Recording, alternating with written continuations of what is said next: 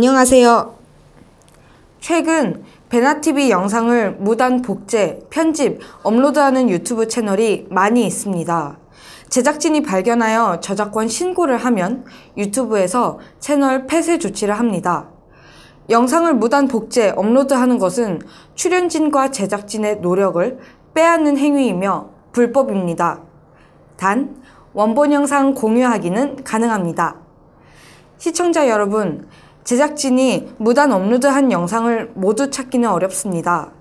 베나TV 영상이 다른 채널에 업로드된 경우 즉시 댓글, 제작진 이메일로 신고하여 주시기 바랍니다. 그리고 신고해 주셨던 분들 감사합니다. 더불어 후원금, 구독하기, 그리고 광고 시청도 부탁드립니다. 감사합니다.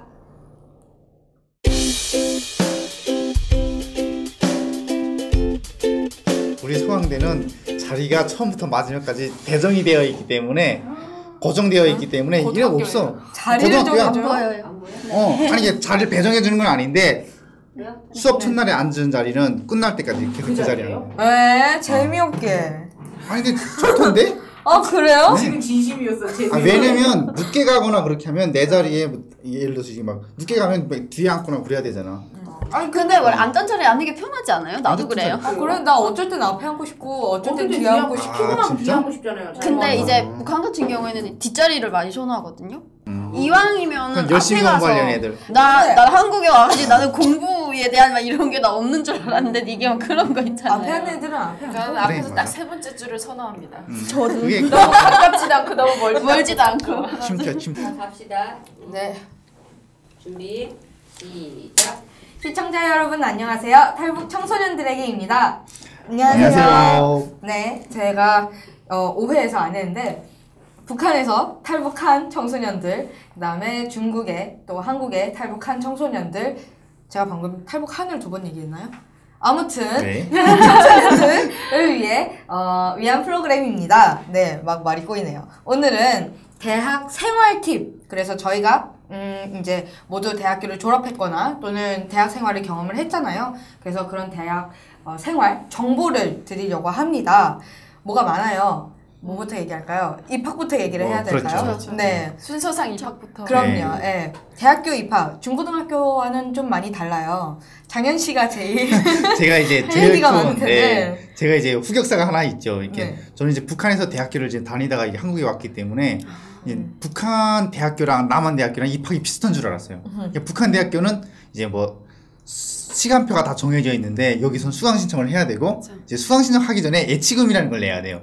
그래야지 이제 이 대학교에 다닌다는 어떤 의사를 표명하는 건데 그거 안 내가지고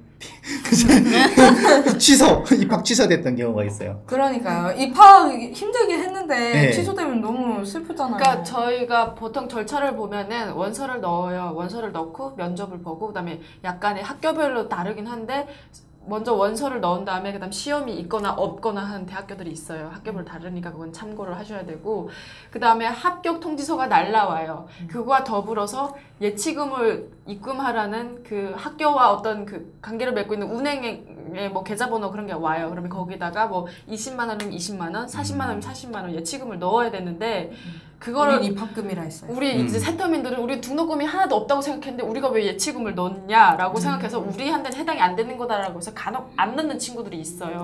그래서 뒤늦게 넣거나 이래가지고 뭐 수강시간까지 다 망하는 경우가 있는데 그 얘기를 하시는 거예요. 절차는 그렇게 되는 거고. 아이고. 입학할 때 전공 선택에서는 어려움이 없었어요? 저는 진짜 그 원서 내는 전날까지 고민했어요. 뭘 해야 되나? 뭘 해야 예진 씨는 혹시 저 같은 경우에는 이제 탈탈탈해서 제가 얘기를 했었잖아요. 이제 인천공항 면세점에서 이제 화장품을 팔다 보니까 또 이렇게 막 화장품에 대해서도 알고 싶고 막 또 여자가 이제 얼굴을 만질 수 있다는 막 그런 게 또 이뻐지고 하얘지고 막 이런 거 있잖아요. 그러니까 그래서 생각하다 보면 또 저는 공부를 좋아 안 했어요. 공부하는 거 정말 싫어했어요. 그래서 보니까 전 피부 미용? 근데 피부 미용 같은 경우에 전 그냥 피부 미용만 한 줄 알았어요. 네. 해야 될 공부가 많잖아요. 인체 해부학부터 시작해서 지금 저 옆에서 굉장히 지금 처음 보는 표정이었어요. 너 얼굴 막 빨개져. 짜증나 뭐 이거. 맞아요. 이게 그리고 영어가 없는 줄 알았는데 영어는 필수로 들어가고요. 말을 못 읽고 있어. 네. 아 이게 전공 그 이름들에 따라서 아 뭐 이런 거 하겠지 하고 그냥 들어갔다가 된통 당하는 사람이 맞아요. 많아요. 그렇죠. 네, 저도 연극영화과를 나왔는데 갑자기 철학, 네. 그다음에 또 뭐였지 무슨 그 역사를 배우는데 이제 연극학 역사예요. 그래서 제가 역사를 정말 힘들어 했거든요. 너무 외울 게 많잖아요. 그렇죠. 근데 난 이제 벗어났다 싶더니 역사 막 그러니까 이게 전공을 잘 찾아서 해야 근데 되더라고요. 이게 뭐를 하든 역사는 꼭 들어가요. 저도 이제 어머. 피부 미용은 이제 피부 미용의 역사부터 시작해요. 역사가 들어가요 거기도? 그렇죠, 당연히. 이거 피부 미용이 언제부터 시작됐냐? 그러면은 조선시대, 신라시대, 뭐 무슨 시대 다 들어가요. 이게 그러니까 중국의 역사부터 시작해서 미국 어디 전 세계 역사가 다 들어가요. 저는 철학, 심리학, 그다음에 무슨 교육, 뭐 아무튼 뭐 별의별 거. 그러니까 내 전공이 진짜로 이것만 배우지 않더라고요. 이렇게 좀 넓게 배우더라고요. 맞아요. 대학교에서. 근데 거기에서 제일 중요한 게 이제 내가 하고 싶은 거죠. 그러니까 거기에서 이런 거는 딱 이제 틀로 잡고 타이틀로 잡고 이제 중점을 하나 잡아가지고 내가 진짜 피부 미용을 하고 싶은지 아니면 내가 진짜 연극을 하고 싶은지 그거를 중점으로 해서 얘네는 그냥 뒷받침을 해주는 거니까. 맞아. 근데 진짜 아이러니한 거는 직접 그 일을 해보기 전까지는 뭔지. 그 학문이 어떤 걸 가르치는지 진짜 모를 수가 있어요. 그러니까 저는 이제 처음에 이제 기자나 이제 어떤 PD 같은 거 하고 싶어서 이제 신문방송학에 지원을 했었는데 실제로 이제 그 학문을 배우는 거랑 현장에 투입돼서 일하는 거랑 또 완전 다를 수가 있어요. 그래서 되게 이제 전공을 선택하는 거랑 그 전공 관련된 일을 하는 거랑은 조금은 이제 현실적인 괴리감이 있을 수가 있어요. 그걸 잘 판단해서 선택하는 거 중요해요. 전공을 선택할 때 저 개인적인 팁은 그건 것 같아요. 나를 먼저 성찰하는 게 가장 중요한 것 같아요. 내가 뭘 잘할 수 있느냐를 보는 건데 저 같은 경우에는 원서를 쓰면서 굉장히 많은 고민을 했는데 보통은 막 뭐 고민 많이 하지만 또 그것을 고민 안 하고 그냥 아무 대학교나 해서 그냥 학사증 따면 되지. 성적 그냥 맞춰서 들어가기도 네. 하잖아요. 그런 제 친구들이 경우가 좋은 애들 있었는데 저 같은 경우에는 제가 뭘 잘할 수 있지라고 생각을 해봤는데 어릴 때 말 잘한다는 소리를 좀 많이 들었어요. 그리고 제 비판적인 사고관이 좀 있더라고요. 그러니까 안 좋게 말하면 되게 삐딱한 그런 성향이 강한 거죠. 딴지 거는 거. 그래서 이걸 어떻게 해볼까라고 보니까 제가 정치 쪽에 관심이 많더라고요. 그러니까 정치 관련 뉴스나 역사 관련 이런 건데 역사 관련해서도 굳이 여성이 정치에 참여하는 거 이런 거 너무 좋아하는 거예요. 우먼 파워 막 이런 거 있잖아요.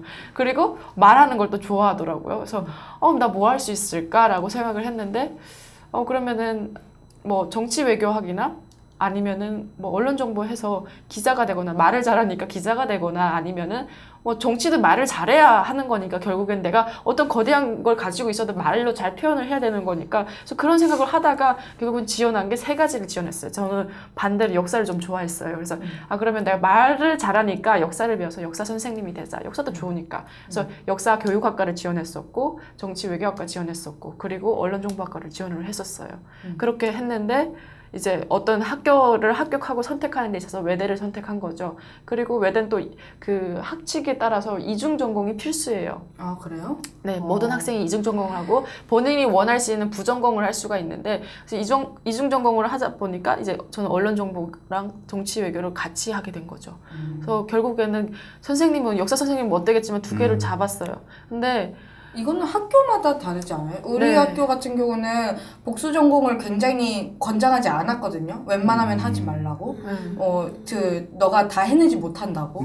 막 이거는 학교마다 좀 다른 것 같아요. 네. 저희 학교는 다중전공이라고 해서 한 4개까지 이제 선택이 가능하거든요. 그래요? 근데 저는 이제 신문방송학보다는 이제 철학이 아무래도 너무 재밌고 이제 막 흥분되고 설레고 이래서 철학을 선택을 또 이제 복수 전공을 했는데 결과적으로 잘 된 것 같아요. 그리고 탈북자분들 중에 이제 중국에 있다가 오는 탈북자들이 중국어 학과를 굉장히 많이 많이 가죠. 선택한다고 들었어요. 그냥 내가 이제 여기 맞아요. 와서 근데 저도 이제 중국어를 했었으니까 이제 그 중국어를 가지고 저는 공항에 들어갔잖아요. 그러니까 당연히 저는 중국어 쪽으로 할 줄 알았어요. 근데 이제 중국어를 생각하다 보니까 피부 미용도 겹쳐지는 거예요. 중국에 관련해서 이렇게 피부 미용을 배워가지고 중국에 가서 해봐야지. 뭐 또 이런 생각도 있었거든요. 근데 중국어를 가지고 뭐를 할 수 있다는 게 과연 또 어찌 보면 범위가 넓기는 한데 그거를 가지고 내가 진짜 잘 해낼 수 있는지 아니면 가이드를 생각하시는 분들도 있고 뭐 여러 많잖아요. 그것도 좀 되게 어려운 것 같아요. 전공을 선택하는 거는 되게 이게 우리가 다 이제 경험을 해봤잖아요. 근데 이게 약간 개념을 잡으면은 대학교하고 학원은 다른 것 같아요. 학원 같은 경우는 내가 피부 미용 하고 싶다 하면은 피부 미용 그 자격증을 따면 되고 오직 그것만 집중하면 되고 내가 중국어를 하고 싶다 하면 중국어 배우면 되고 이런 건데 대학교라는 거 어떻게 보면은 이게 지성인을 양성하는 과정이기 때문에 어떤 역사적인 배경이나 기본적인 이론을 안 배울 수가 없어요. 그래서 내가 중국어가 아무리 좋아도 중국어를 하려면 중국의 역사를 알아야 되고 그 역사 속에서 어떤 중국어 진화 과정이 또 있기 때문에 그래 아까 인체해부학 배웠대잖아요. 그러니까 뱃속에 애기 피부 때 애기 그러니까 아니 나는 당연히 피부를 만진 줄 알았는데 이게 왜 이제 피가 어떻게 흐르는 것부터 시작해서 혈류를 파악하고 그거를 해야 되고 하니까 이게 참 그 전공 고르는 것도 되게 중요하다 생각됩니다. 근데 지식을 크게 두 가지 범주로 나누자면 하나는 기능적인 지식과 이제 지성적인 지식으로 나눌 수가 있는데 이제 대학교는 기능적인 지식만 배우는 것이 아니라 이제 지성적인 지식도 이제 말하자면 지혜인 거죠. 지혜를 이제 배우는 건데 그 지혜가 이제 역사 속에 이제 포함이 되는 거예요. 역사나 혹은 이제 그것과 관련된 어떤 철학이나 어떤 가치관들. 그래서 여러 가지를 배워야 네, 그래서 다 배워야지. 왜냐면 기능적인 지식만 가지고 이제 그 일에 어떤 일을 하게 된다면 굉장히 많은 장애물에 이제 닥칠 수가 있어요. 왜냐하면 일을 한다는 건 다른 사람들과 이제 관계를 맺는다는 건데 다른 사람들과 관계는 어떤 내 지성적인 깊이가 어느 정도 있느냐에 따라서 좀 달라질 수가 있거든요. 그러면 이제 학교를 입학했다. 수강 신청부터 해야 되잖아요. 그렇죠. 수강 신청하기 전에 그게 있어요. 어떤 거요? 들어가면은 이제 수강 신청을 하기 전에 이제 학교를 들어갔어요. 이게 뭐 수강 신청하고 나선가? 뭐 어떤 거요? 막 앞에 이제 막 여기에 들어라 저기에 들어라 막 이런 것도 막 있고 그러잖아요. 동아리 그거는 질 건가 말 건가 또 막 이것도 막 고민을 많이 하잖아요. 이제. 그러니까 우리 수강 신청을 다 경험해봤지만 그 하는 내내 4년 내내 긴장되고 떨려요. 그렇죠. 그거는 새내기라서 처음 해봐서 떨리는 게 아니라 4년 내내 왜냐면 내가 원하는 강의를 잡아야 되기 때문에 올쿨 못하면 이거는 정말 4년 내내 긴장되고 그런 건데 그것도 또 팁이 있잖아요. 수강 신청 때 배웠던 단어가 하나 있는데 지금도 잊혀지지 않아요. 광클이라고 광클. 그 광클은 미칠 광자에 클릭한다는 이제 한자와 이제 영어가 이제 혼합된 말인데 그 광클을 해야지 이제 내가 원하는 수업들 다 들을 수가 있잖아요. 각자 수강 신청 팁 같은 거 있지 않아요? 저 같은 경우에는 주사파라는 말 들어본 적 있죠. 네. 주 이제 4일만 이제 학교 나갈 수 있다 했는데 저는 주입파였어요. 그러니까 9시부터 6시까지 풀려 듣는 거죠. 그렇게 해서 일주일에 2번만 학교를 가는 걸로? 그렇죠. 그리고 이제 나머지는 이제 복습을 하거나 이제 예습을 하거나. 근데 이게 굉장히 큰 도움이 됐었어요. 왜냐면 오고 가는 시간도 전략하거니와 그리고 이제 수업 그 이전에 이제 복습과 예습할 수 있는 시간들을 굉장히 많이 이제 확보를 할 수 있어요. 그래서 이거는 근데 그 수업을 들을 때는 굉장히 좀 피곤할 수는 있는데 저한테는 굉장히 도움이 됐어요. 이거는 체력이 되는 사람들에 한해서. 그러니까 우리가 수강 신청을 하자면은 또 이게 저희 순간 이동한 것 같은데 일단은 과목을 선택을 해야 되잖아요. 뭘 들을지. 근데 저는 제가 느낀 거를 보면은 교양 과목과 전공 과목을 잘 배분을 해야 돼요. 왜냐면 제 경험상 보면은 1학년 때 교양 과목을 위주로 들었어요. 1학년 때는 원래 전공 심화도 안 들어가고 하니까 교양 과목 위주로 들었는데 성적이 잘 나왔어요. 잘 나왔는데 2학년부터 이제 전공 과목만 듣게 되니까 성적이 이렇게 많이 차이가 나더라고요. 원래 볼 때 비교적으로 교양 과목은 성적 따기가 좀 원래 힘들잖아요. 높은 성적을 받기가. 그래서 그 차이가 나고 그다음에 학점도 뭐 1학기 때는 최대 18학점까지 들을 수가 있고 2학기 때는 20학점까지 들을 수 있다. 이게 학점 2월제라는 게 있어요. 그래서 2월이 돼가지고 그렇게 되는 건데 우리 학교는 전공 과목 같은 경우는 3시간짜리가 많잖아요. 3학점짜리가 많은데 3학점짜리로 20학점 맞출 수가 없어요. 내가 20학점을 들어야 되지만 2학기 때 들을 수 있지만 들을 수가 없는 거예요. 그때 교양 과목 2학점짜리가 하나 있으면은 그게 짝수와 홀수 막 딱 떨어질 때가 있거든요. 그러니까 이걸 조합을 잘 맞춰줘야 되는데 그걸 맞춰주고 그 다음에 장바구니에 잘 담아야 돼요. 장바구니. 네. 쇼핑하듯이 장바구니에 담아야 되고 그다음에 그 담을 때 보면 중복되지 않게 같은 강의 시간으로 중복되는 게 있거든요. 그래서 중복되지 않게 하고 그다음에 오전 시간은 좀 피해라. 지각할 확률이 높아요. 그리고 특히 1학년 때는 이게 지금 제일 진실됐어. 음주가 너무 죽이기 때문에 그 아침 일찍 1교시부터 수업이 있으면 너무 피곤해서 지각할 확률이 높아요. 이분 늦잠 잘 자는 네, 분이라서 그래서 그걸 피해서 이제 하고 수강 신청을 하는데 중요한 거는 배분 잘하는 거고 근데 그다음에 학교마다 또 다른 것 같아요. 네, 학교마다 차이가 있어요. 승혜 씨가 다니는 데는 이제 수강 신청을 해서 다니잖아요. 근데 네. 저 같은 경우는 이제 과가 피부미용과다 보니까 네. 무조건 다 들어야 돼요. 그러니까 이제 시간표 아예 그냥 짜서 정해져요. 나와요. 이미. 그냥 아예 짜서 나와요. 그러니까 내가 너무 막 좋다. 근데 지각할 확률이 계속 있는 거죠. 그냥 네. 1교시 너무 많아서 근데 제일 근데 그 지각할 확률이 있는데 거기서 제일 중요한 건 출첵이라는 걸 해요. 네. 핸드폰에서 이제 그 어플을 내가 경인여대면 경인여대 어플을 다운받아가지고 이제 거기에서 아이디랑 비번을 쳐가지고 이제 다 아이디는 다 받아요. 학교에서 이게 비번 내가 해가지고 들어가면은 거기 이제 매 과목마다 출첵하는 게 있어요. 근데 내가 이렇게 지각을 하면은 지각이 뜨고 20분 후부터는 우린 그냥 결석이에요. 결석 처리가 되니까 20분 지나면은 그냥 난 자연히 그냥 학교 안 가요. 그래 이게 있어요. 그러니까 저도 이제 안 가야 돼. 저희는 가도 필요 1학년 때는 시간표가 나왔고 이제 1학년 2학기부터 2학기부터는 이제 내가 선택을 할 수 있었는데 전 그게 너무 부러워요. 간호학과도 그런 게 있잖아요. 수업이 정해져서 나오는 게 전 굉장히 싫었어요. 왜냐면 그래요? 저도 이 주사파를 하려고 그랬어요. 내가 일주일에 4번만 나가고 네. 약간 주말이 3일인 것처럼 좀 대학교 약간 고등학교와 다르게 즐길 수 있는 그런 부분이잖아요. 근데 그게 안 되더라고요. 중요하죠. 근데 하필 금요일에 전공 수업이 있는 거예요. 그럼 이제 금요일까지 할 수 없이 학교를 나가야 됐었고 그리고 그게 있어요. 이제 전공이랑 교양이랑 하면은 건물이 다를 때가 있잖아요. 그렇죠. 근데 그 건물 거리를 생각을 안 하고 그냥 수강 신청을 했다가 5분 만에 5층에서 내려와서 내리막길 달려가서 여기 3층으로 다시 올라가야 하는 약간 그런 100m 달리기. 저 북한 같은 데는 대학교가 이제 앞청사가 있고 뒤청사가 있고 끝이에요. 앞청사, 뒤청사. 앞청사, 뒤청사. 저는 이제 음악학부라서 이제 뒤청사에 있었거든요. 네. 그냥 쪼로로 가서 뒤청사에 가서 이제 앉아있으면 끝이에요. 근데 이제, 그리고 그 김정일 뭐 역사 시간 뭐 이럴 때만 이제 옮기고 그냥 한 자리에서 맴돌거든요. 근데 이제 한국 같은 경우는 크잖아요. 네. 맞아요. 무슨 관, 무슨 관, 인문관, 사회관, 우리는 ABCD였어. 공간, 뭐.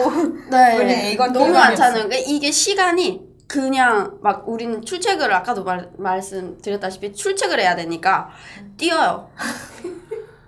운동화 신고 다녀야 돼요. 지각을 또 이제 3번 하면 결석에 한 번 내니까 그게 지각을 또 안 하려고 또 뛰어요. 1학년 때는 정말 열심히 진짜 했어요. 그러니까 학점관리 진짜 잘했어요. 1학년 꾸미느라고 때는. 실드 신었는데. 맞아. 근데 제일 중요한 게 저는 이제 여자 학교였거든요. 아니 연애- 나는 대학에 들어가면은 정말 남자 여자 막 이렇게 같이 있는 당연히 거기를 갈 줄 알았는데 이제 전공을 택하다 보니까 이게 여대로 가셨군요.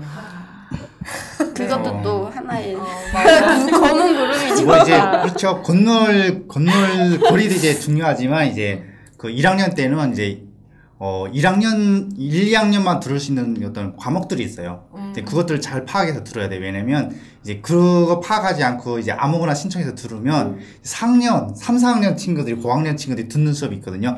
그러면 진짜 망할 수가 있어요.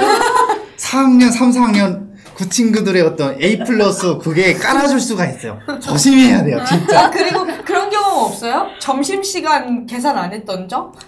아. 나만 있어요? 나는 수강 신청하다가 깜빡하고 그 점심시간 안 넣구나. 네, 1교시부터 이렇게 몇 교시까지 쭉 넣은 거예요. 그래갖고 이제 걸어다니면서 빵 먹고 3시에 밥 먹어야 되고. 어느 학교나 보면 앞에는 다 김밥 천국 하나씩 있지 않아요? 그 아, 분식, 우리는- 오빠네 맞아, 분식 맞아, 막 이런 맞아. 거 있거든요. 한솥 이런 거. 그러면은 이제 진짜 굳이 밥을 안 먹고 이제 앉아서 막 수다를 떨다가 엄마 밥 먹어야 돼. 무조건 밥을 안 먹으면 죽을 것 같아. 이 수업은 이렇게 맞아. 한국에서 우리 먹잖아요. 북한은 90분 강의인데 여기는 막 3시간씩 막 이렇게 하잖아요. 그러니까 밥을 중간에 꼭 쉬는 먹어야 시간이 있긴 되니까 하지만. 있긴 하지만 그 중간 시간은 또 쉬어야 돼요. 맞아.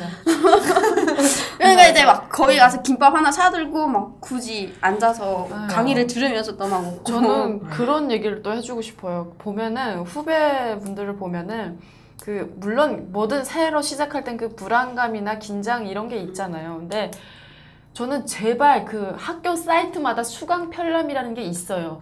그거를 한 번 읽어서 이걸 이해가 안 되면 3번 읽으세요. 3번 안 되면 5번 읽으세요. 그 게시판 읽는 사람 진짜 없어요. 아니 없어요. 적어도 그 학기에 대한 수강 편람은 읽어야 되는데 단톡방에 뭐 이렇게 막 올라오는 거 보면은 같은 말을 계속 물어봐. 근데 이게 선배로서 뭐 이렇게 조언을 해줄 때도 2-3번은 얘기를 해줄 수 있는데 계속 그러다 보면 지치거든요. 선배로서 입장도 또 있고 한데 근데 보면은 가만 보면 그냥 수강 편람만 그냥 꼼꼼하게 한 번만 읽어봐도 알 수 있는 내용들인데 그냥 모르면은 자기가 찾아볼 생각을 안 하고 무조건 선배에게 물어보는 경우가 있더라고요. 아 그래요? 우리 네. 선배들 무서워서 못 물어봤는데. 아 그런 경우가 있어요. 그래서 저는 물어보면은 제발 수강 편람 한 번만 읽어봐라고 얘기를 하거든요. 그리고 그러고 나서 모를 때는 선배님 제가 수강 편람을 읽어봤는데요. 이 부분이 이해가 안 돼요. 이게 무슨 소리예요? 이렇게 물어보면은 좋을 텐데 그냥 무턱대고 수강 신청 어떻게 해야 돼요? 수강 신청 어떻게 해야 돼요? 물어보면 장바구니 어떻게 담아야 되는지 뭐 학점 배분을 어떻게 해야 되는지 그런 얘기가 이제 구분이 안 되잖아요. 후배님들한테 짜증내지 마요. 아니 그 사람마다 차이가 있는 건 알겠어요. 근데 수강 편람에는 어떤 정보들이 있는 거예요? 수강 편람에 들어가면은 네. 졸업하신 거 맞아요? 아니 우리랑 좀 달라가지고. 그러니까 그쵸, 저도 좀 많이 달라요. 근데 네. 공통적으로 수강 편람은 다 있잖아요. 그럼 가이드라인이 있어요. 학칙 기본적인 학칙 꼭 알아야 되는 거. 학사 경고라던가 결석 뭐 지각 몇 회 하면은 결석 취급이 되고 뭐 이런 거 있잖아요. 그리고 학점 배분 한 학기마다 뭐 1학년 뭐 최소 18학점은 들어야 되고 뭐 2학년 내가 몇 학점을 들어야 졸업을 할 수 있다. 그리고 전공 이런 거. 필수 과목, 전공 필수 과목은 말대로 필수기 때문에 안 들으면 졸업이 안 돼요. 근데 이거를 4학년 다 돼서 마지막 학기 다녀놓고 필수 과목을 놓쳐서 졸업 못하는 선배들 봤어요. 그거 하나 때문에 9학기를 다니고 10학기를 다니는 사람들이 있더라고요. 근데 저는 네. 이제 그 성혜 씨 말하는데 이제 좀 덧붙이자면 오리엔테이션 입학생 오리엔테이션 때 이 정보가 꼭 나와요. 그래서 이제 MT나 이런 데는 안 가도 되는데 무조건 OT에는 가야 돼요. 오리엔테이션에 무조건 가서 이제 그 정보들을 다 이제 알아야 돼요. 그리고 이제 수강 신청도 이제 그 수강 신청마다 이제 실라버스라고 이제 그 교수님들이 그 이제 강의 계획서를 올려요. 그거 이제 읽어보고 교재가 어떤 건지 이제 부교재랑 나오거든요. 그리고 이제 목차 주마다 이제 그 어떤 것들 배우는지 해서 그것들을 살펴보고 아 내가 이걸 들을만 하구나. 그래서 이제 사전에 인지를 하고 이제 저는 구석을 이 신청하는. 강의 계획서가 진짜 도움 많이 네. 됐었어요. 나중에는 이제 막 그거 보면서 이 수업이 재밌다 재미없다 이제 뭐 맞아요. 재미없는 거 살짝 ACS 피해가고 네. 이제 그런 거. 그리고 이제 서강대 연대 이화여대 친구들은 이제 타임테이블이라고 있는데 그 타임테이블이라는 그 사이트에 들어가 보면 이 교수의 수업은 어떻고 이 과목은 어떻고 이런 정보들이 나와요. 재학생들이 강의 평가서. 강의 평가 같은 거 올린 것들. 네. 그래서 뭐 구 교수님은 너무 말이 3,000%로 빠져요 이렇게 하면 안 듣는 게 좋고요. 맞아. 이 학점 관리가 진짜 중요하잖아요. 제 친구는 이제 뭐 예를 들어서 우리 학교는 140학점을 채워야 됐었어요. 4년 동안. 근데 1학년 때 놀겠다고 자기는 대학 생활을 즐기겠다고 12학점? 12학점만 들은 거예요. 근데 이제 그런 식으로 계속 12학점 듣다가 어느 순간 얘가 이제 3, 4학년이 돼서 우리는 약간 이제 널널한데 얘는 21학점 풀로 듣고 있는 거예요. 네. 나중에는 이제 너무 힘들어하고 그러니까 그 왜냐면 배분을 진짜 잘해야 4학년 되는 때는 졸업을 하려면 논문을 쓰던가 졸업 시험을 봐야 되던가 둘 중에 하나는 해야 되잖아요. 근데 그거를 생각 안 하고 마지막 학기까지 20몇 학점씩 들으면은 죽는 거예요, 그냥. 그리고 수업 외에도 할 것들이 많잖아요. 아까 얘기하셨듯이 진짜 논문도 써야 되고 맞아요. 그 외에도 우리 학교가 저는 이제 전공 자체가 연극영화과라서 우리는 수업 외에 그 연극 연습이 있었어요. 그래갖고 6시에 이제 모든 수업이 끝나면 6시부터 해서 거의 뭐 밤 12시까지. 그래서 그 수업과 이제 내가 그 외에 전공으로서 내가 뭘 하는가, 그걸 뭐 실습가는 학교 전공들도 있고 우리처럼 연습이 있는 전공도 있고 이렇게 다 다르니까 그래서 그것도 저는 중요하게 생각하거든요. 그거 잘 생각해야 돼요. 그래서 그리고 또 중요한 거는 저희가 또 장학금이 있지 않습니까? 근데 1학년 때 성적이 장학금을 얼마나 많이 받을 수 있는지를 좌지우지하기 때문에 1학년 때 성적이 굉장히 중요해요. 탈북민들도 장학금 많죠. 저 같은 경우에는 이제 장학금을 저는 이제 막 그런 걸 좋아해요. 설문조사 이제 경찰 담당 형사님이 이제 문자가 오시잖아요. 아, 이번에 이게 설문조사가 들어가는데 이제 거기에 이제 설문조사 다 해주시면 이렇게 장학금 10만 원 이렇게 들어가요 하면 난 무조건 그걸 가요. 설문조사 빈 근데 거죠. 다른 분들은 이게 귀찮고 또 경찰서에 가는 것도 싫고 형사 만나는 것도 너무 싫다고 해가지고 이거를 안 하시는 분들 되게 많아요. 근데 솔직히 우리 같은 경우에 와서 어디 가서 돈이 나겠어요. 알바를 해야 되는데 솔직히 이렇게 학생들을 혼자 온 사람들이 부모님 없이 이제 학교를 가자고 하면은 또 용돈도 써야 되지. 학교 가면 친구들하고 같이 커피도 마셔야 되지만 이러니까 그런 거를 잘 챙기는 게 제일 그것도 좋은 것 같아요. 또 다른 정보는 이건 굉장히 큰 장학금인데 천일 장학금이라고 있어요. 천일 장학금. 네, 저 받았어요. 네, 이 장학금은 이제 학점이 어느 정도 좀 높으면 이제 그게 이제 한 200등까지 이제 커트라인이 있나요? 예, 그 정도까지 커트라인을 요즘은 하고 바뀌었어요. 좀 바뀐 거죠. 네, 예. 요즘 100명에서 상위와 하위를 나눠서 300, 200으로 주더라고요. 예, 그래서 이제 그렇게 주는 게 있어요. 근데 1학기 성적을 굉장히 잘 받아야 돼요. 그리고 이제 함경도가 고향인 분들은 이제 함경도 장학금이라는 게 있는데 여기서도 이제 또 그 장학금이 좀 잘 나오고요. 네, 학기별로 100만 원씩 나와요. 네, 네. 그리고 이제 2학년부터는 우양재단에서 이제 우양재단에서 장학금을 줘요. 이것도 이제 학기마다 이제 100만 원씩 지원을 해주고. 남북하늘재단에서도. 그쵸. 네, 그러니까 거기 네. 이제 사이트로 들어가면은 이제 장학금을 받을 수 있는 그런 이게 사이트가 또 따로 나와요. 그 남북재단이 들어가면은 그럼 거기를 이제 클릭해서 보면은 이번 학기에는 어떤 데서 이렇게 장학금을 준다. 근데 신청 자격이 또 따로 있어요. 그러니까 그 자격을 보고 잘 가야지. 저는 어떤 일이 있었냐면은 이게 북한 사람이 무조건 주는구나 해가지고 이제 서울까지 꾸역꾸역 갔어요. 날짜를 딱 맞춰서 제 시간이 그것도 한 20분 당겨가지고 갔어요. 이제 근데 신청을 하고 이제 갔는데 내 이름이 없는 거예요. 아무리 기다려도 안 나오는 거예요. 끝까지 안 다시 듣고 이제 마지막에 박수까지 다 치고 막 나왔어요.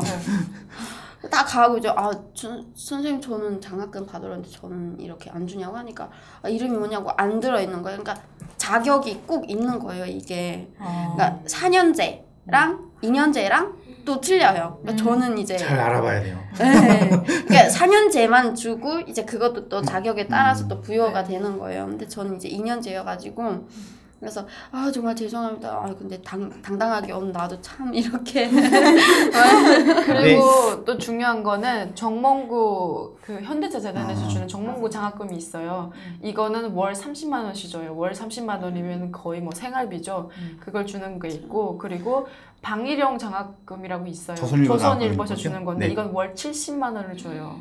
그러면은 이걸 받으면은 이거 외에 이제 중복이 안 되는 장학재단도 있거든요. 근데 방일영 70 받으면서 다른 데서 뭐 학기마다 100만 원씩 받고 이러면 거의 나는 일하면서 공부하는 격이 되거든요. 근데 받기는 힘들어요. 왜냐면 이게 무조건 네. 주는 게 아니라는 중요한 걸 건 알아야 뭐냐면 돼. 이걸 받으려면 성적이 1, 2학년 그쵸. 평균이 4.0 이상은 넘어야 돼요.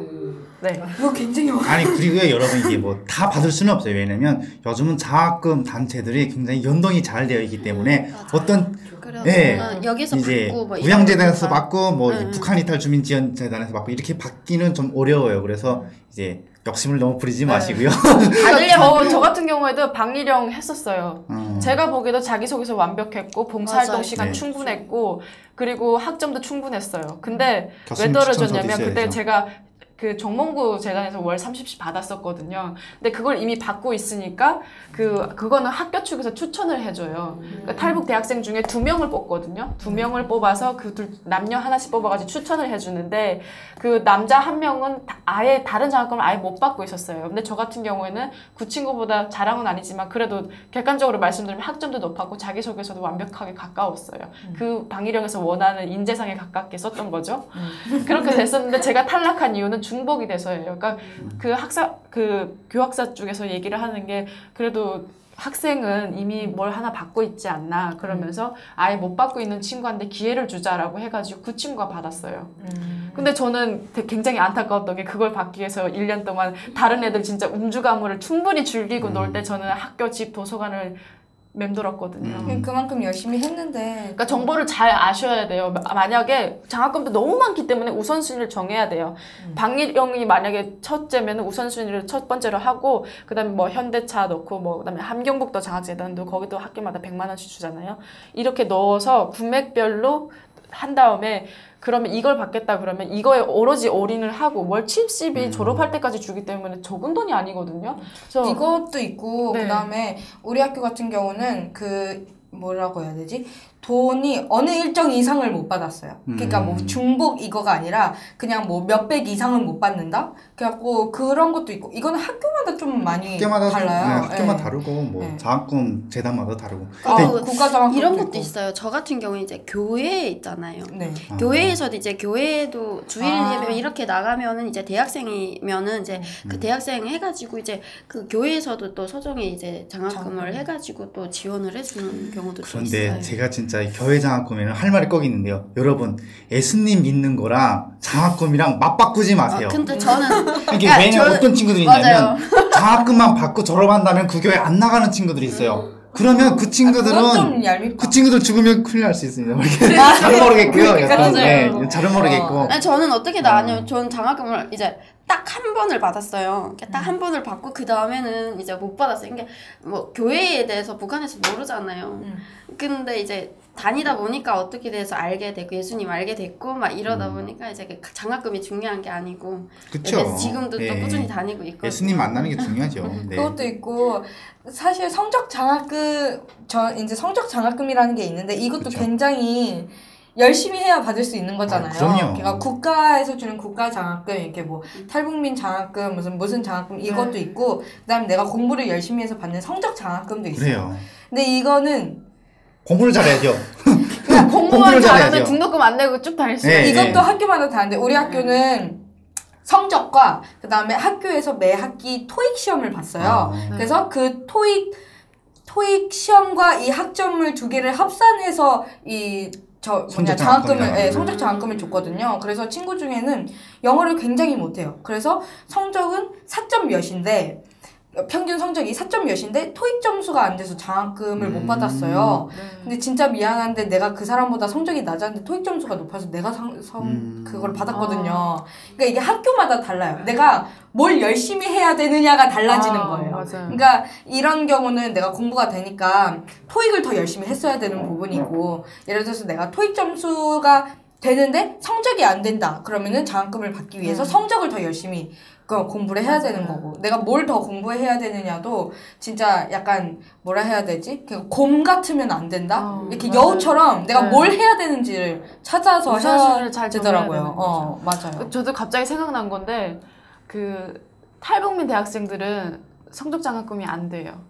그래요? 네, 제가 1학년 때 학교 집 뭐 도서관만 하다 보니까 청일장학금도 성적장학금인 거잖아요. 결국은. 그러니까 일반 애들이 성적이 만약에 그 반에서 1학년에서 뭐 수석을 했다 그러면 전액 장학금이 나오잖아요. 그다음 차석이 반액 장학금이고. 근데 이건 학식체인데 제 동기가 얘기를 해줬어요. 근데 제가 그 학교 집 도서관 뭐 이것만 반복하다 보니까 다른 애들은 막 교우 관계 돈독하고 이럴 때 그러다 보니까 성적이 좀 잘 나왔었어요. 1학년 때. 근데 차석을 한 애의 평균 학점을 들었는데 저보다 낮았어요. 그러면 거기서 까탑은 저였던 거예요. 근데 이거를 보니까 구조상 이미 탈북민들은 국가 등록금을 받잖아요. 국가 장학금을 받아서 하는 거기 때문에 그 수석도 까탑도 국가에서 나오는 거기 때문에 중복이 안 되는 거예요. 대학교 장학금은 네. 대학교 성적 장학금은 못 받는 거예요. 그래서 까탑을 해도 그 성적 장학금은 못 받아요. 그래서 그러니까 미리 맞아. 알아둬야지 근데 제가 얘기한 좌절할 게- 수 있어요. 네. 저도 이제 그거에 대해서 얘기할 수 있는 게 그거예요. 저도 이제 장학금을 받을 줄 알았거든요. 근데 이제 국가에서 정부에서 내주는 장학금은 이제 우리가 등록금 자체를 아예 전액 면제. 전액을 내주기 때문에 그거를 받고도 또 장학금을 받겠다 막 이렇게 생각하시는 분들도 있는데 이게 그거는 안 되고 외부 장학금만 그것보다 받아야 외부 돼요. 장학금 네. 이제 내가 말했던 막 이렇게 경찰에서 주는 거라던가 설문조사라던가 설문조사라던가 아니면 이제 막 교회에서 이제 이렇게 교회 활동을 잘 하고 막 이러면은 주는 거라던가 뭐 이런 걸로 해가지고 맞아요. 그렇게 해서 잘 활용하는 게 좋을 그러니까 것 같아요. 우리는 성적을 잘 받는 건 무조건 좋은 거죠. 그리고 외부 장학금을 성적도 받을 수 있지 중요하지. 교내에서 주는 성적 장학금은 받을 수가 없어요. 그리고 등록금 같은 경우에도 학교마다 다른데 이제 국가에서 몇 %, 그다음에 그 학교 측에서 또 몇 %를 담당을 하거든요. 그러니까 학교 측에서 만약에 전액 장학금을 또 주면은 그건 중복이 되는 거고. 그렇죠. 그래서 그건 안 되는 근데 거예요. 성적을 받는 것보다 진짜 중요한 게 이게 성적 받는 것도 중요한데 그것보다 더 중요한 건 뭐냐면 내가 이 수업을 들어서 뭘 가져가느냐 이게 더 중요해요. 사실은. 완전 중요하죠. 그 학점 잘 맞는 거 물론 중요한데 내가 이 수업을 듣고 나서도 아무것도 가져가지 못한다. 깨닫는 게 없다. 어떤 지식도 가져가지 못한다. 그러면 그럼 말짱황이에요. 그러니까 공부를 하는 이유는 내가 무언가를 알기 위해서 공부를 하는 거지 어떤 장학금을 받기 위해서 공부를 한다. 이거는 약간 애보다는 배꼽이 큰 격 아니면 좀 선후관계가 좀 바뀐 거라고 좀 봅니다. 그런 공부를 하면서 장학금을 받으면 좋은 거죠. 그리고 중요한 거는 제가 얼마 전에 인턴을 했었잖아요. 근데 제가 물론 1전공인 언론정보 수업을 많이 듣지는 않았어요. 이중전공이 너무 치중해 있다 보니까 너무 많이 듣고 그랬긴 했는데 책상머리에서 배운 게 현실에서 적용이 안 돼요. 아까 괴리감 든다고 했잖아요. 네. 언론사 가서 기사를 쓰고 있는데 모르겠어요. 뭐 알아요. 뭐 시의성이고 근접성이 어쩌고저쩌고 그런 건 다 알겠어요. 몇 가지 12가지 원칙이 있고 막 그런 게 있어요. 기사 쓰는 데 있어서. 근데 그런 거 하나도 적용이 안 되고요. 언론사 가면은 기초도 다 배워져요. 그러니까 제가 말씀드리고 싶은 거는 조금 더 이론적인 거 말고 실습적인 걸 좀 많이 배워라. 기술적인 걸 많이 해라. 그러니까 예를 들면은 언론 정보 통계학 막 이런 게 있어요. 그러면 그건 또 어떻게 통계를 내는 건지 이거를 또 이론적으로 배우지만 실습도 들어가거든요. 그리고 연구 방법론 이런 게 있으면 또 설문조사는 어떻게 하는지 이런 걸 다 그 실무 능력을 평가될 수 있는 걸 다 배울 수가 있어요. 그래서 그런 것들을 좀 많이 하는 게 좋은 것 같아요. 이론 같은 경우에는 많이 학교에서 공부하면 성적은 잘 나와요. 근데 현실에서는 도움이 안 돼요. 근데 저는 조금은 이 주장에 약간 동의를 하지 않아요. 왜냐면 이론적인 것도 분명히 배워야지 이게 우리가 알게 모르게 이런 것들이 뒷받침이 되는 거지 기능적인 것만 배우면 이제 굉장히 이제 그 깊이를 다질 수가 없어요. 그러니까 이것도 균형이 중요한 이제 거죠. 서로 엇갈리는 게 그냥 내가 좋아하냐 안 하냐. 그러니까 내가 하고 싶은 게 이론적이면 이론적으로 가는 거고 아니면 내가 좋아하는 게 이제 기능적이고 기술적이면 또 그쪽으로 가는 거고. 근데 이게 서로 저는 좋아하는 양쪽 문제에 다 따라서. 공부를 해야 네. 그게 하나로 이렇게 같이 올라가는 그쵸, 거지 그쵸. 한쪽만 할 수는 네, 없다고 편식하면 안 생각해요. 돼요. 그러니까 저의 말도 그거예요. 한쪽만 편식은 하지 말고 균형을 잘 맞춰라.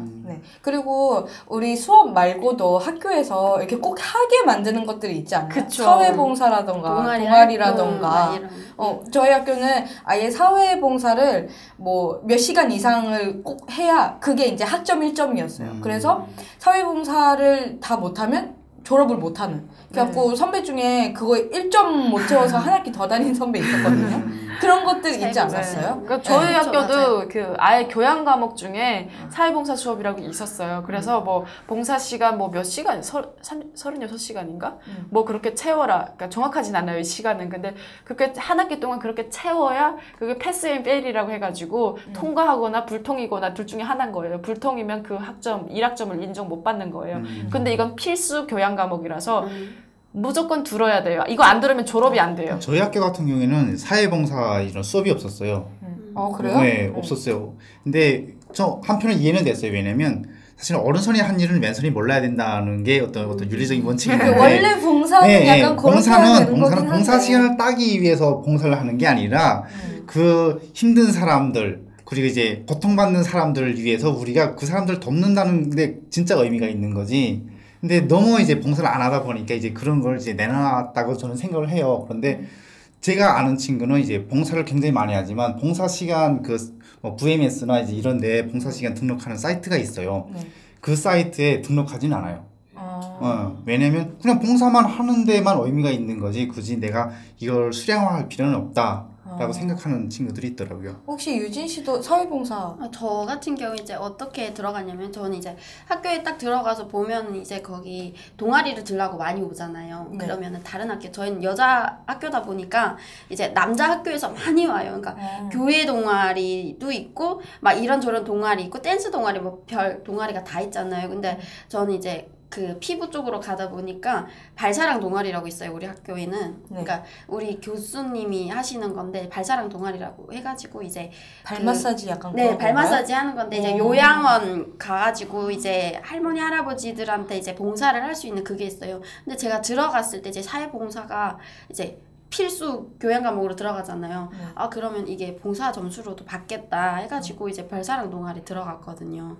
그러니까 동아리 활동도 많이 하면서 이제 막 할아버지 할머니들이 이렇게 우리 자식들도 안 만져주는 발을 막 그럴 때 보면 되게 막 정말 뿌듯하기도 하고 그렇게 하면서 그게 자연히 또 사회봉사 점수로도 또 나가요. 일석이조네요. 그쵸. 완전. 그러니까 그런 식으로 해서 저는 많이 이렇게 학점 관리도 많이 했던 동아리 정보는 학교 사이트 안에 다 있어요. 그래서 학교 동아리 그 학교 사이트 안에 들어가서 보면 저희 학교 같은 경우는 한 100개 정도 되는 것 같아요. 이제 동아리가 근데 굉장히 많은데 거기에서 내가 원하는 동아리를 찾아 직접 가기도 해도 되지만 4월 달인가 그때부터 이제 동아리 홍보 주간이 있어요. 네. 그때 이제 동아리들마다 이제 천막이랑 이제 그 다 펴놓고 이제 음식이랑 나눠주면서 우리 동아리 오세요 이렇게 하거든요. 그때 잘 알아보고 많이 다니면 별로 이제 도움은 안 되는 것 같고 한두 개 정도만 이제 다니면 굉장히 큰 도움이 되는 것 같습니다. 그 동아리 외에도 뭐 학술회 막 이런 것도 있잖아요. 그렇죠. 근데 그런 것도 굉장히 많은 도움이 되더라고요. 그러니까 어떤 전문직으로 갈 거면은 뭐 기술이든 뭐 기능이든 어쨌든 그쪽으로 갈 거라면은 그러니까 저 같은 경우는 놓쳤어요 이거를. 그러니까 제가 기자가 될 거면은 그 방송학회 뭐 이런 게 있어요. 방송학회에 뭐 영상 그쪽도 있고 뭐 여러 가지가 있는데 그런 거나 아니면 그 학과 내에서 스터디를 하는 거 있거든요. 근데 제가 그 정보를 몰라서 보통 2학년 때 시작한다고 그러던데 전 놓쳐서 지금 4학년인데 못하고 있거든요. 근데 자기 학과에 맞게 어떤 그 학술회나 아니면은 어떤 스터디 같은 모임이 형성돼 있는데 그거를 하면은 학교 졸업하고 나중에 취업할 때도 도움이 돼요. 이것도 하나의 좋은 팁일 수가 있는데 여러분 운동하세요. 운동하셔야 돼요. 운동사람 진짜. 왜냐면 그 근력 운동, 유산소 운동을 굉장히 많이 하면 이제 머리에 이제 신경세포, 이제 뉴런이라는 신경세포가 굉장히 많아진대요. 많아지면서 인지 능력이 굉장히 높아진다고. 아니 근데 이게 진짜 그런 실험이 있어. 여러분은 방송에서만 들으시죠? 저희는 네. 방송 끝나고도 들어요. 그래서 이게 진짜 대학생활 팁이 될 수 있어요. 왜냐면 사실은 체력이 모자라서 내가 공부를 더 하고 싶은데 체력이 모자라서 늘 피곤해서 공부를 못 할 수가 있거든요. 네, 지금 스캔하고 했어요. 그럴 수 있거든요. 아니 근데 이건 진짜 맞는 말이에요. 네. 이거 드라마 명대사도로 있잖아요. 체력을 그러니까 정신력을 보호해주는 건 체력이라고. 그쵸. 체력이 안 되면 건강한 육체에서 네네. 건강한 정신이 생각, 나온다. 정신력이 나온다 뭐 이런 그쵸. 거죠. 그것도 있고 저는 그거 얘기하고 싶었어요. 우리 학교는 방학 때도 뭐가 많았거든요. 방학 때 그 해외 사회 봉사도 있었고요. 그다음에 뭐 미국으로 교환 학생은 아니고 약간 캠프식으로 영어 캠프? 우리는 그런 것도 있었어요. 그러니까 방학이라고 이렇게 학교 끝 이거가 아니라 방학에도 학교는 계속 뭔가를 하고 있더라고요. 그래서 그럼요. 그런 거 활용하는 것도 방학 때 좋다 생각해요. 수업을 들을 수도 있어요. 이제 맞아요. 계절학기. 계절학기 때 들으세요. 계절학기 때 들으면 굉장히 점수 잘 받을 수 있어요. 계절학기 들으면. 그리고 중요한 게 자격증. 자격증도 되게 중요해요. 왜냐면 저는 이제 학점 관리를 이제 1학년에는 열심히 해가지고 이제 학점 관리 잘했는데 2학년이 올라가니까 제가 일을 겸해서 이렇게 하다 보니까 학점 관리가 제대로 안 돼서 저는 자격증에 신경을 많이 썼어요. 그러니까 보면 이제 사이트에 들어가면은 자격증을 내가 얼만큼 이렇게 받았잖아요. 그럼 그것도 학점에 다 들어가요. 그래가지고 그것도 이제 뭐 학점을 받아서 이제 마지막 졸업할 때 18학점이면 거기에 이렇게 합산을 해서 주더라고요. 그러니까 자격증 같은 경우는 또 사회 나가서도 이게 학교 생활을 할 때 이론을 배운 것보다 내가 뭔가 하나를 그 증거를 내놓는 거잖아요. 그러니까 그 증거를 가지고 맞아요. 자격증 진짜. 왜냐면 그건 눈에 보이는 거니까. 이게 학교에서 하는 거랑 또 사회생활 하면은 처음부터 다시 시작하잖아요. 저는 제일 중요한 게 자격증. 저는 휴학 한번 꼭 해보라고.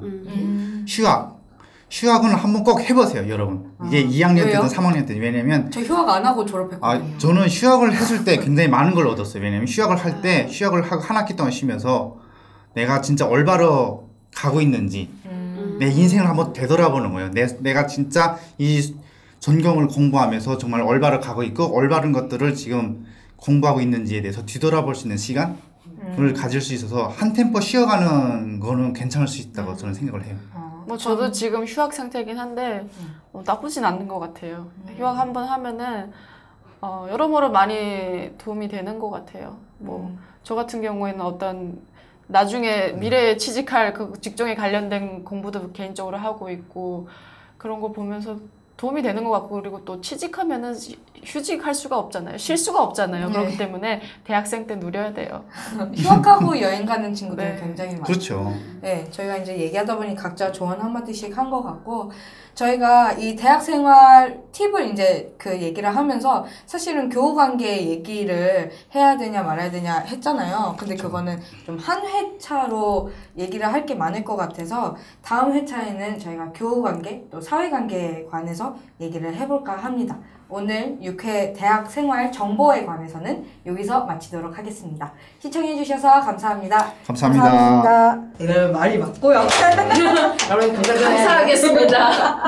말이 맞고요. 잘했어. 근데 나도 휴학 한 번 안 해보고 졸업한 게 좀 아쉽긴 해요. 왜 되잖아요. 근데 휴학을 소회까지는 아니고 저는 그냥 약간 전에도 아쉬워. 한 학기 했었는데 베나TV는 정부기관 및 관련 단체의 후원을 받지 않습니다. 후원금을 받게 될 경우 출연 요청, 주제 선정 등 청탁을 할 수 있기 때문입니다.